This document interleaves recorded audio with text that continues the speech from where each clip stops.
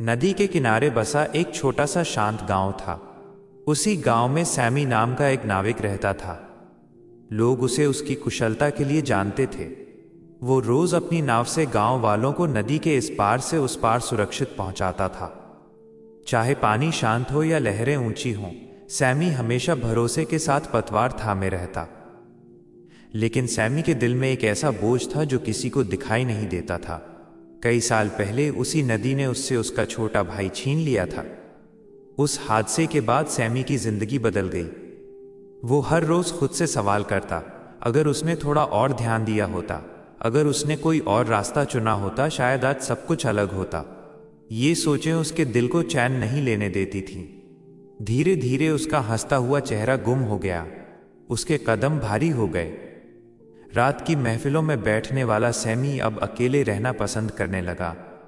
गांव वाले समझ गए थे कि उसके दिल में कोई गहरी टीस छुपी हुई है। एक सुबह एक छोटी सी बच्ची उसकी नाव के पास आई। उसका नाम आमिना था।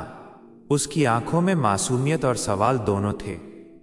उसने सैमी को देखा और नर्म आवाज में पूछा कि वो हमेशा इतना उदास क्यों रहता है। सैमी कुछ पल चुप रहा, फिर बोला कि वो बीते हुए कल का बोझ उठाए फिरता है। आमिना ने उसकी बात सुनी और बहुत सादगी से कहा कि अगर कोई इंसान कल को ही पकड़े रखे तो आज को कैसे देख पाएगा। उस बच्ची की बात तीर की तरह सैमी के दिल में उतर गई। उस शाम सैमी नदी के किनारे बैठ गया। वो देर तक पानी को बहते हुए देखता रहा। नदी बिना रुके आगे बढ़ रही थी। वो न पीछे देखती थी, न किसी चीज को अपने साथ थामे रहती थी। वो अल्लाह के हुक्म से बस चलती चली जा रही थी। तभी सैमी को एहसास हुआ कि वो अपने अतीत को अपनी नाव में पत्थरों की तरह ढो रहा है। वे पत्थर उसकी जिंदगी को भारी बना रहे थे। यादें जरूरी थीं, लेकिन उनका बोझ बन जाना जिंदगी को डुबो सकता था। उस पल सैमी ने अपने दिल में एक फैसला किया। वो अपने भाई को कभी नहीं भूलेगा, लेकिन खुद को सजा देकर भी नहीं जिएगा। वो अल्लाह की कज़ा पर राजी रहेगा और सब्र के साथ आगे बढ़ेगा।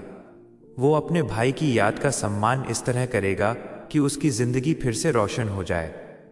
अगली सुबह जब सूरज उगा, सैमी ने गहरी सांस ली और अपनी नाव में कदम रखा। हवा हल्की थी और पानी शांत। कई सालों बाद उसके चेहरे पर एक सच्ची मुस्कान थी। उसका दिल हल्का महसूस कर रहा था। नाव धीरे धीरे आगे बढ़ रही थी और सैमी समझ चुका था कि बीता हुआ कल पीछे छूट चुका है। आने वाला कल अल्लाह के हाथ में है और आज एक अमानत है, एक खूबसूरत तोहफा जिसे बोझ नहीं बल्कि शुक्र के साथ जीना चाहिए। अगर इस कहानी ने आपके दिल को छुआ हो तो इसे दूसरों तक पहुंचाइए। शायद किसी का यकीन मजबूत हो जाए। चैनल को सब्सक्राइब कीजिए। अल्लाह आपको अज़्र दे।